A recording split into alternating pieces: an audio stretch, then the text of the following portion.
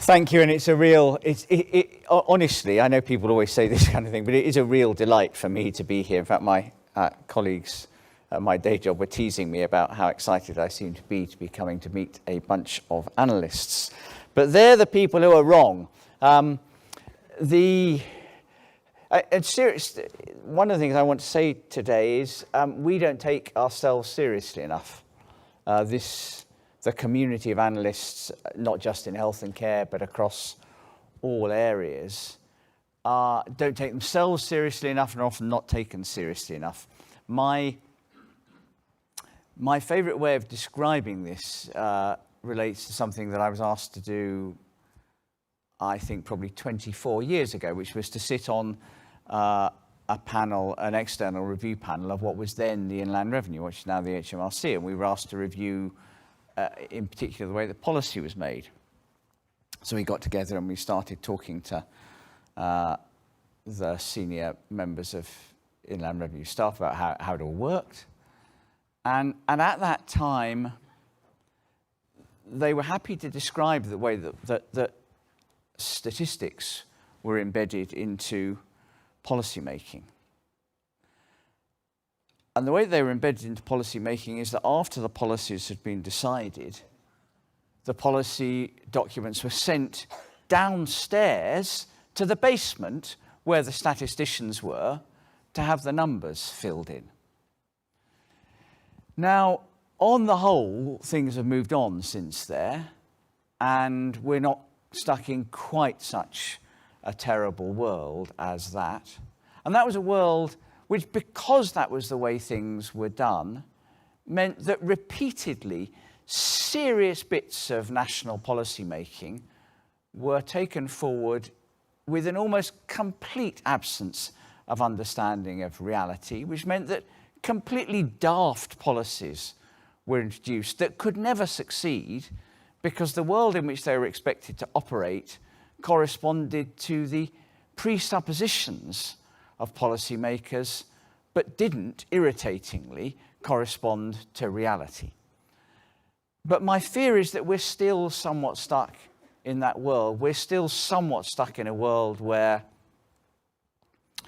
political leaders, journalists, the public, and senior civil servants don't have as firm a grasp of reality as they need, and where the tendency is to engage analytical communities ex post rather than ex ante. And we have to move away from that because of the fantastic enlightenment that is available from analytical work and is only available from analytical work. The world is now big and complicated, and the idea that you can understand even small parts of the health and care infrastructure without going and looking at some data and then having some people think very, very hard about what's going on to create it is a complete fantasy. But I'm afraid we're still stuck in that world. And one of the things that means is that every now and again, the work that you're doing will not be welcome. And that's because people don't want to face up to realities. I don't know what Anita is going to be talking about in detail, but my hunch is that one of the things that Anita may touch on will be the likely increase in demand for healthcare output over the next 20 years because there are so many old people like me. That's a very unwelcome message in the political setup, across the political spectrum. This isn't a right-left thing. People just don't want to hear that kind of message. Anyway, so what I want to say is what you have been doing is unbelievably important and beautiful and powerful. And it's not some addendum to how we should think about the world. It's the absolutely central part of how we need to address challenges and opportunities. Analytical work combines a precision of thought and an engagement with the reality that means that we should see much more of it. It should be much more central to all of our decision making. Sometimes the power comes from a single simple number that relates to a particular characteristic of the world. Sometimes the power comes from extremely difficult, sophisticated and technically challenging work. And as I walked around the posters for a quarter of an hour this morning, I had a sense of both of those kinds of thing being present, and I'm afraid, I think, still taken not seriously enough in the corridors of power. I haven't got very long, so I'm going to talk just about two examples of the scope for enlightenment and the scope for thinking differently about things that can come through thinking about data. On the whole, I think autobiography is a bad thing, but I'm going to start with the first bit of data that I worked on back in 1980. This was from the 1977 Family Expenditure Survey. There may be some other people old enough here to remember the Family Expenditure Survey. Then became the Living Costs and Food Survey. It's now, I can't even remember its name. So this was describing the distribution of income in the UK. We were doing this work in the early 1980s. This was the data for 1977. There were 7,178 households in the 1977 Family Expenditure Survey, but 3 of them were corrupt in the technical sense that we couldn't get the data. And I'm not done. We were really excited because back then we didn't even have a very clear idea of what the shape of the distribution of income was at the household level. It was quite hard to get that kind of data. We produced this, and then we thought, well, actually, it would be a really good idea to produce a time series of consistent cross-sections of the distribution of household income. And we started working on that in the early 1980s, and it took a long, long time. We had Family Expenditure Survey data that went back to the early 1960s and came right up to the present. We discovered as we went on that the computer tapes on which the early 1960s data had been produced could only be read at that time by a particular form of ICL mainframe. And the only one we could find that would do it was in the Sainsbury's headquarters in the East End of London. So we actually had to carry the tapes to Sainsbury's and plead for them to... Anyway, so we managed to strip all the data off. This was work that was done by Alyssa Goodman, who now runs the Longitudinal Data Centre, and Steve Webb, who subsequently became the Pensions Minister as a Lib Dem MP. And it was published in 1994. The full consistent series from 1961 to 1994, and at the IFS they've gone on producing this every year since then, and they do it in collaboration with the DWP. So has there been much change? Well, this is the 1963 version, all of this in real terms, and this is the 2013 version. So you see there has actually been a huge change. There's been a significant increase in the general level, but also a very, very substantial widening of inequality. For economists, that's pretty exciting scale of change. That's big, that's very, very visible. So the interesting question you might ask is, well, when did it happen? Between 1963 and 1973, I've actually got an animation that is after the end of the slide that takes you through year by year, but we haven't got time to do it, but you have no idea how exciting it is.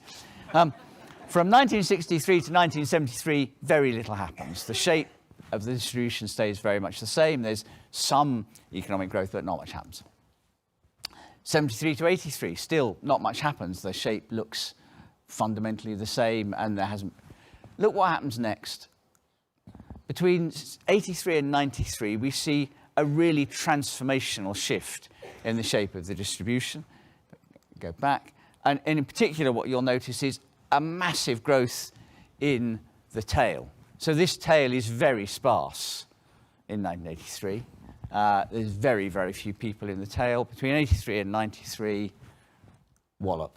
We get a massive growth in inequality, as well as a significant shift in the overall. 93 to 2003, not much changes. 2003 to 2013, not much changes. The story is about the second half of the 1980s. In the second half of the 1980s, we experience a structural change in the distribution of income in the UK, a big increase in inequality as well as a big increase in the average levels. Well, we were so excited when we got this published. But within very short periods of time, we realised that although this was great, and I think this is a fabulous piece of work and sheds an enormous amount of light, there are all kinds of questions that were then raised. One of the things that the eagle-eyed amongst you will have noticed is there was a big increase in the number of people with zero incomes. So our initial thought was this was very worrying, very, very bad indeed. But then when we looked at it a bit more, it looked as though that was to some extent an artifact of the fact that this is a measure of income that is a snapshot over a 2-week period, and that the increase in the number of people declaring very low incomes over a 2-week period was actually a sign of, in some senses, increased affluence. There were more people who could afford not to have much income for a couple of week period. Because what we noted when we saw this is that we went back and looked at their consumption. Their expenditures were actually above the median. So this group with very low incomes, which had grown, wasn't, as our prior had been, a sign of poverty. There was actually increasing poverty and inequality at that time. But this particular group, that wasn't what was going on there. These were people who could afford to have low income for a period. So we noticed the zeros, and we realised that if we're thinking about low income, we need to think about persistence of low income. We need to think about the role of parents, because in many cases it looked as though this was parents who were subsidising student age period people. We then looked at this and thought, well, this is a rather old-fashioned way of thinking about families, as though they're stable and as though the unit is easy to define. In 1963, that was relatively true. By 2013, it simply isn't relatively true. We have, for example, many children who spend part of their week with one household unit and part of their week with another household unit. Working out what's going on there is complicated. We also recognised that we were not doing anything about durables, and in particular housing. So this is a measure of income, not of consumption, and durables, and in particular housing, are very important. So then we thought, well, maybe we should be looking at consumption. After all, the only reason we're looking at income is it's easy to measure. We don't care so much about income. What we care about is people's consumption. So we started looking about consumption. And then we thought, and this is the point I most want to make today, that when we think even about consumption, what we tend to be thinking about is the things that people buy for themselves. But that is a subset of consumption. And there are critical, large elements of consumption that people don't buy directly, but that they do collectively. The health service, the education system, care. These are consumption, but we tend to ignore them. Why did I get on this train of thought at all? About 3 years ago, a press release was issued by one of the big think tanks, can't remember who it was, which said, as a result of this latest fiscal event, living standards are going to continue to decline. And then later in the press release it said, this fiscal event has raised taxes to increase public spending. Well, do we really think that if you're increasing public spending, we definitely want to say that living standards are declining? If we shift money from one part of the economy to another, but we're holding spending constant, do we really want to say that living standards are declining? Well, we might if we think that public expenditure destroys value. But presumably the reason we do things through collective action is because we think those things are better done collectively than not. Let me amplify that a little bit. I'm an economist, so although I see all of the problems with GDP, I also think that national accounts are an interesting way of measuring what's going on in an economy. What this chart shows you is starting in 1948, the share of GDP taken up by different forms of expenditure. The blue line is expenditure directly undertaken by households. So consumption of food, of fuel, of transport, of clothes, including that is financed by Social Security payments. The brown line is total current consumption. The gap between total current consumption and 100% is investment spending. You see, there is a significant gap, and you'll see that it's grown. and it now, household consumption is, household-funded consumption is a bit less than 60% of GDP, and total consumption is rather more than 80% of GDP. So what is this other 25%? Well, a large part of it, now about 15%, is health and education and social care. Those are commodities that could be left entirely to individuals, but which we do collectively in this country and in many other countries, although not all. So technically those are publicly provided private goods. So we could organise that for ourselves privately, but we don't. And you see that's gone from about 8% of national income in 1948 to about 15% now. The other part of the gap is government collective provision. So this is things like the police force, the security services, defence, street lighting, road networks. And the remaining part of the gap is gross domestic fixed capital formation, so investment. What's happened to government-funded consumption as a share of direct funding by consumption by household? Well, it's gone from a bit more than 20% in 1948 to about 35% now. It will go on going up. I think in almost any conceivable world where we have anything like the current structures that we have of provision of health and education, that's going to go on growing up. Ignoring that when we think about what living standards are is completely bonkers. Most of our discussion about living standards in the UK at the moment behaves as though the things that we pay for through taxation and consume free at the point of use have no value to us. Well, that is manifestly not the case, and it is particularly not the case in the areas that you all work on. We have got to get some kind of a grip on that. So essentially, what we do at the moment is when we're discussing living standards, we behave as though the thing that matters is disposable income. So, original income, which is your income from wages, salaries, pensions, private pensions, added to by social security benefits to take gross income, and then reduced by direct taxes. But there are two other measures of income that we should be interested in. The first is what the Office for National Statistics calls post-tax income, so takes account of indirect taxes. The final, which is what I'm concentrating on today, is a measure of your income that allocates to you the share of public expenditure on goods like health and education that could appropriately be allocated to you. And you can see that, as you would expect, so disposable income, this is the average across the population as a whole, is lower than original income. That's clearly puzzling, because unless we're destroying income, you'd expect all of these things to add up to the same amount. Final income gets very close to it. It doesn't get quite all the way to it, because this measure of final income excludes things like defence and street lighting and the police, because we can't work out how to allocate them.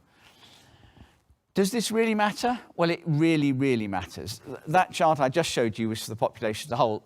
This is that same chart for the lowest quintile.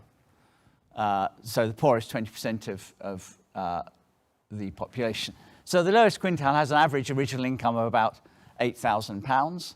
If we add social security benefits, that takes it to £15,000. Take off direct taxes, about 13, indirect taxes down back to about 9. And see the impact of these collectively provided free at the point of use forms of consumption for this lowest group of the population. Takes their final income up to £23,000.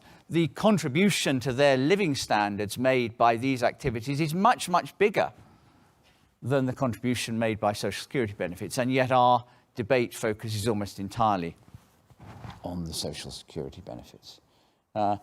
If you look at this at each point in the distribution, so here I chart for each of the five quintiles, gross income, disposable income, post-tax income, and final income. What difference is made at each point of the redistributive cycle by these activities? So you can see that the move to gross income, social security benefits, does add significantly to the incomes of the poorest 40% and adds not very much to those at the top. Taking taxes, direct taxes away, we fund a very, very large share of our total redistribution by direct taxes on the top 20%, indirect taxes, and then final income at the end. And you can see that because we have a universal education and social and healthcare system, the top quintile does indeed get some significant value from health and education, the bottom two quintiles even more so. In our debates about living standards, we are thinking about a very narrow share of, well, very narrow. It's the bulk of what's going on, but we're missing out on a very, very important set of items of consumption. Those are items of consumption that are particularly important to those on lower incomes. And they're also items of consumption that are going to grow. So it is very likely over the next few decades that unless we see astonishingly rapid growth in GDP, it may well continue to be the case that disposable income will not seem to rise very quickly, because we will be, one way or another, paying for more of healthcare. To describe that as a decline in our living standards seems bonkers. We clearly want this stuff. We're willing to pay for it, we hope, one way or another, and we have to get a grip on it. What we're doing in the public debate and in much of our academic work is we're focusing on the thing that's easy to do, the allocation of disposable income. We're not focusing on the thing that is harder but really, really important, which is how on earth we should value healthcare. Funnily enough, that's partly because the things that we find it difficult to allocate are the things that involve risk pooling, where the valuation is not ever so obvious. And that gives me a very natural segue into the other thing I want to talk about briefly as an example of where I think analytical work can make a big impact, and that's social care. So when you're doing analytical work, what you are almost always trying to do is construct some kind of a model, an intellectual framework that allows you to think about what's going on. The intellectual framework for social care happens to be recognizing what the probability distribution of social care needs would be. This is what it is. If you lined 165-year-olds up, you'd find that 20% of them would die with no need for social care. The median person wouldn't need very much, but the person at the end needs an enormous amount. Once you've recognized that that's what the structure of social care is, you can see that some suggestions are completely stupid. So the current system essentially assumes that the better off 2/3, 3/4 of the population will save to provide for their social care. That's what it's asking for. It's asking everybody to set aside enough to pay for the catastrophic result. Now we know, for example, that even Harold Wilson was not able to do that. I don't know whether you've heard the news this morning. Papers have been released showing that Harold Wilson tried to sell his, or rather Marcia Falkender on his behalf, tried to sell his state papers late in his life to pay for his dementia care. The idea that we would save for a probability distribution is just nuts. What you need to do is you need to do insurance. You need to pool the risk. And Winston Churchill famously said, social insurance brings the magic of averages to the rescue of the millions. All of this insight, which was behind the social care report that we did 14 years ago, came from actually managing to create this distribution, getting the data together to see what the distribution actually looked. It was extremely tricky, and you can see Charles Tallock may well be in the room. Charles did most of the work here, but there's a little blip here where we were splicing data together from many different sources. But that insight, which came from data, allowed us to see that this is a daft way of approaching policy. This is what you need. I won't go into why the private sector can't do it. The private sector can't. We can pick that up in question if you want.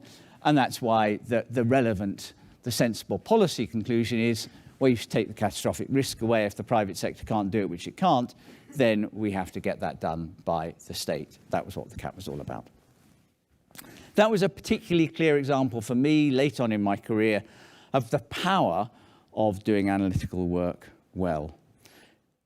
Analysis is beautiful, it's powerful, it's enormous fun, it's absolutely essential to thinking coherently about how we go forward in any policy area and to understanding what it is that we're doing now. We need to be confident, we need to be flexible, we need to be creative, and we need to stop being ignored. We need to be at the centre, not in the basement. Thank you very much.